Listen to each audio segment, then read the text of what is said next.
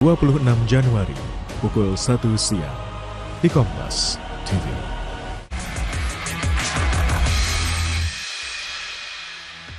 Terima kasih Anda kembali menyaksikan Kompas Sport Pagi bersama saya Claudia Carla. Dari semifinal Indonesia Masters 2025 Sport Lovers, tunggal putra andalan tuan rumah Jonathan Christie pastikan tiket final usai tundukan Wang Chuwei. Sayang keberhasilan Jojo gagal diikuti ganda campuran Rino Frivaldi Lisa Ayu yang gagal melewati pasangan Jepang.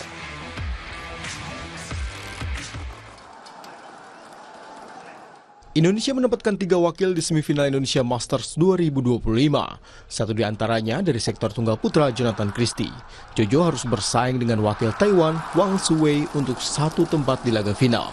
Jojo yang didukung ribuan penonton di Istora Senayan harus memeras keringat sebelum mampu mengunci tiket final lewat kemenangan 2 set langsung, 21-18 dan 24-22.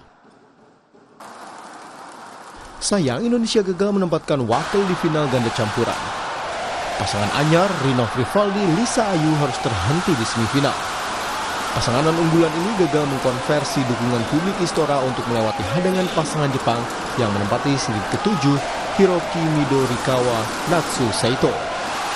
Rino Lisa menyerah 2 set langsung 18-21 dan 16-21.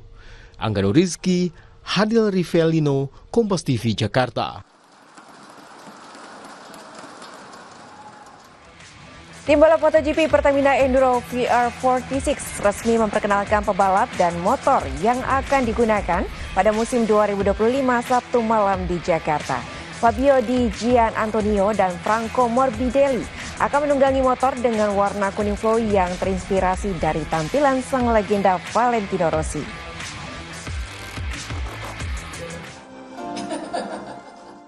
Pertamina Enduro VR46 siap turun di lintasan balap MotoGP 2025.